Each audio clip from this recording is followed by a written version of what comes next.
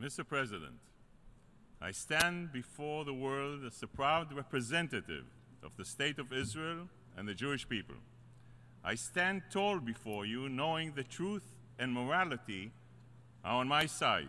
And yet, I stand here knowing that today, in this assembly, truth will be turned on its head and morality cast aside. The fact of the matter is that when members of the international community speak about the Israeli-Palestinian conflict, a fog descends to cloud all logic and all moral clarity. The result is realpolitik. It's not realpolitik, it's surrealpolitik. The world's unrelenting focus on the Israeli-Palestinian conflict is an injustice to tens of millions of victims of tyranny and terrorism in the Middle East. As we speak, Yazidis, Bahis, Kurds, Christians, and Muslims are being executed and expelled by radical extremists at the rate of 1,000 people per month. How many resolutions did you pass last week to address this crisis? And how many special sessions did you call for? The answer is 0. What does it say about the international concern for human life? Not much, but it speaks volumes about the hypocrisy of the international community. I stand before you to speak the truth. Of the 300 million Arabs in the Middle East and North Africa, less than 0.5% are truly free, and they are all citizens of Israel. Israeli Arabs are some of the most educated Arabs in the world. They are leading physicians and surgeons, and they are elected to our parliament, and they serve as judges in our Supreme Court. Millions of men and women in the Middle East would welcome these opportunities and freedoms. Nonetheless, nation after nation will stand at this podium today and criticize Israel, the small island of democracy in a region plagued by tyranny and oppression. Mr. President, our conflict has never been about the establishment of a Palestinian state, but it has always been about the existence of the Jewish state. 67 years ago, this week, on November 29, 1947, the United Nations voted to partition the land into a Jewish state and an Arab state. Simple, the Jews said yes, the Arabs said no. But they didn't say just no. Egypt, Jordan, Syria, Iraq, Saudi Arabia, and Lebanon launched a war for annihilation against our newborn state. This is the historical truth that the Arabs are trying to distort.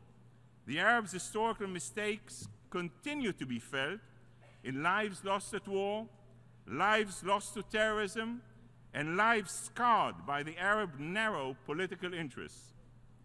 According to the United Nations, about 700,000 Palestinians were displaced in the war initiated by the Arabs themselves. At the same time, some 850,000 Jews were forced to flee from Arab countries. Why is it that 67 years later, the displacement of Jews has been completely forgotten by this institution, while the displacement of Palestinians is subject to an annual debate? The difference is that Israel did its utmost to integrate the Jewish refugees into society. The Arabs did just the opposite. The worst oppression of the Palestinian people takes place in Arab nations. In the most of the Arab world, Palestinians are denied citizenship and are aggressively discriminated against. They are barred from owning land and prevented from entering certain professions. And yet none, not one, of these crimes are mentioned in the resolutions before you. If you were truly concerned about the plight of the Palestinian people, there would be just one resolution to address the thousands of Palestinians killed in Syria. And if you were so truly concerned about Palestinians there would be at least one resolution to denounce the treatment of Palestinians in Lebanese refugee camps. But there isn't. The reason is that today's debate is not about speaking for peace or speaking for the Palestinian people. It is about speaking against Israel. It is nothing but a hate and bashing festival against Israel. Mr. President, the European nations claim to stand for liberté, égalité, and fraternité, freedom, equality, and brotherhood. But nothing could be further away from the truth. I often hear European leaders proclaim that Israel has a right to exist in secure borders. That's very nice. But I have to say it makes about as much sense as me standing here and proclaiming Sweden's right to exist in secure borders. When it comes to matters of security, Israel learned the hard way that we cannot rely on others, certainly not on Europe. In 1973, on Yom Kippur, the holiest day of the Jewish calendar, the surrounding Arab nations launched an attack against Israel. In the hours before the war began, Golda Meir, our prime minister then, made the difficult decision not to launch a preemptive strike. The Israeli government understood that if we launched a preemptive strike, we would lose the support of the international community. As the Arab armies advanced on every front, the situation in Israel grew dire. Our casualty count was growing, and we were running dangerously low on weapons and ammunition. In this hour of need, President Nixon and Secretary of State Henry Kissinger agreed to send Galaxy planes loaded with tanks and ammunition to resupply our troops. The only problem was that the Galaxy planes needed to refuel en route to Israel. The Arab states were closing in on our very existence was threatened, and yet Europe was not even willing to let the planes refuel. The US stepped in once again and negotiated that the planes be allowed to refuel in the Azores. The government and the people of Israel will never forget that when our very existence was at stake, only one country came to our aid, the United States of America. Israel is tired of hollow promises for European leaders. The Jewish people have a long memory. We will never ever forget that you failed us in the 1940s, you failed us in 1973, and you're failing us again today. Every European Parliament that voted to prematurely and unilaterally recognize a Palestinian state is giving the Palestinians exactly what they want: statehood without peace.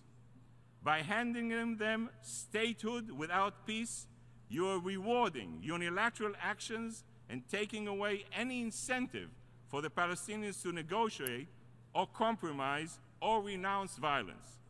You're sending the message that the Palestinian Authority can sit in a government with terrorists and incite violence against Israel without paying any price. European nations are hardening the Palestinian position. You're giving them exactly what they want: statehood without peace. The first EU member to officially recognize a Palestinian state was Sweden. One has to wonder why the Swedish government was so anxious to take this step. When it comes to other conflicts in our region, the Swedish government calls for direct negotiations between the parties. But for the Palestinians, surprise, surprise, they roll out the red carpet. State Secretary Söder may think she's here to celebrate their government's so-called historic recognition, when in reality it is nothing more than an historical mistake. The Swedish government may host the Nobel Prize ceremony, but there's nothing noble about this cynical political campaign to appease the Arabs in order to get a seat at the Security Council. Nations on the Security Council should have sense, sensitivity, and sensibility. Well, the Swedish government has shown no sense, no sensitivity, and no sensibility. Just nonsense. Israel learned the hard way that listening to the international community can bring about devastating consequences. 2005, we unilaterally dismantled every settlement and removed every citizen from the Gaza Strip. Did this bring us any closer to peace?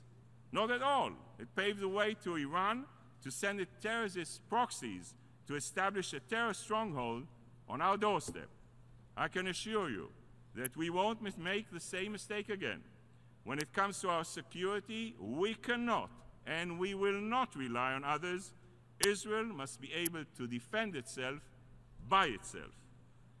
Mr. President, the state of Israel is the land of our forefathers. It is the land of our forefathers, Abraham, Isaac, and Jacob. It is the land where Moses led the Jewish people, where David built his palace, and where Solomon built the Jewish temple, and where Isaiah saw a vision of eternal peace. For thousands of years, Jews have lived continuously in the land of Israel. We endured through the rise and fall of the Assyrian, Babylonian, Greek, and Roman empires. And we endured through thousands of years of persecution, expulsions, and crusades. The bond between the Jewish people and the Jewish land is unbreakable. Nothing can change one simple truth. Israel is our home, and Jerusalem is our eternal capital.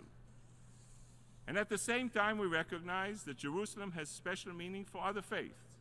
Under Israeli sovereignty, all people, I'll repeat that, all people, regardless of religion and nationality, can visit the city's holy sites. And we intend to keep it this way. The only ones trying to change the status quo on the Temple Mount are Palestinian leaders. President Abbas is telling his people that Jews are contaminating the Temple Mount. He has called for days of rage and urged Palestinians to prevent Jews from visiting the Temple Mount using, and I quote, all means necessary. These words are as irresponsible as they are unacceptable. Ladies and gentlemen, you don't have to be a Catholic to visit the Vatican. You don't have to be Jewish to visit the Western Wall. But some Palestinians would like to see the day when only Muslims can visit the Temple Mount. You, the international community, are lending a hand to extremists and fanatics. You who preach tolerance and religious freedom should be ashamed. Israel will never let this happen. We will make sure that the holy places remain open to all people of all faiths for all time. Mr. President, no one wants peace more than Israel. No one needs to explain the importance of peace to parents who have to send their children to defend our homeland. No one knows the stakes of success or failure better than we Israelis do. The people of Israel have shed too many tears and buried too many sons and daughters. We are ready for peace, but we are not naive. Israel's security is paramount. Only a strong and secure Israel can achieve a comprehensive peace. The past month should make it clear to anyone that Israel has immediate and pressing security needs. In recent weeks, Palestinian terrorists have shot and stabbed our citizens and twice driven their cars into crowds of pedestrians. Just a few days ago, terrorists armed with axes and a gun savagely attacked Jewish worshippers during morning prayers. We have reached the point when Israelis can't even find sanctuary from terrorism in the sanctuary of a synagogue. These attacks didn't emerge out of a vacuum. They are the results of years of indoctrination and incitement. A Jewish proverb teaches us the instruments of both death and life are in the power of the tongue. As a Jewish and Israeli, I know with utter certainty that when our enemies say that they want to attack us, they really mean it. Hamas' genocidal charter calls for the destruction of Israel and the murders of Jews worldwide. For years, Hamas and other terrorist groups have sent suicide bombers into our cities, launched rockets into our towns, and sent terrorists to kidnap and murder our citizens. And what about the Palestinian Authority? It is leading a systematic campaign of incitement. In schools, children are being taught that Palestine will stretch from the Jordan River to the Mediterranean Sea. In mosques, religious leaders are spreading vicious libels, accusing Jews of destroying Muslim holy sites. In sports stadiums, teams are named after terrorists. And in newspapers, cartoons urge Palestinians to commit terror attacks against Israelis. Children in most parts of the world grow up watching cartoons of Mickey Mouse singing and dancing. Palestinian children also grow up watching Mickey Mouse, but on the Palestinian national TV, a twisted figure dressed as Mickey Mouse dances in an explosive belt and chants, "Death to America and death to the Jews." I challenge you to stand up here today and do something constructive for a change. Publicly denounce the violence, denounce the incitement, and denounce the culture of hate. Most people believe that at its core, the conflict, the battle between Jews and Arabs and Israelis and Palestinians. They're wrong. The battle that we're witnessing is a battle between those who sanctify life and those who celebrate death. Following the savage attack in Jerusalem, synagogue celebrations erupted in Palestinian towns and villages. People were dancing in the street and distributing candy. Young men posed with axes, loudspeakers at mosques called out congratulations, and the terrorists were hailed as martyrs and heroes. This isn't the first time that we see the Palestinians celebrate the murder of innocent civilians. We saw them rejoice after every terror attack on Israeli civilians, and they even took to the streets to celebrate September 11th attack on the World Trade Center right here in New York City. Imagine the type of state this society would produce. Does the Middle East really need another terrorocracy? Some members of the international community are aiding and abetting its creation. Mr. President, this morning, as we came into the United Nations, we passed the flags of 193 member states. If you take time to count, you will discover that there are 15 flags with a crescent, 25 flags with a cross, and there is one flag only of the Jewish Star of David. Amidst all the nations of the world, there is one state, just one small state, nation state for the Jewish people. And for some people, this is one too many. As I stand before you today, I am reminded of all the years when Jewish people paid for the world's ignorance and indifference in blood. Those days are no more. We will never apologize for being a free and independent people in our sovereign state, and we will never apologize for defending ourselves. To the nations that continue to allow prejudice to prevail over truth, I say, j'accuse. I accuse you of hypocrisy, and I accuse you of duplicity. I accuse you of lending legitimacy to those who seek to destroy our state. I accuse you of speaking about Israel's right of self-defense in theory, but denying it in practice. And I accuse you of demanding concessions from Israel, but asking nothing of the Palestinians. In the face of these offenses, the verdict is clear. You're not for peace, and you're not for the Palestinian people. You're simply against Israel.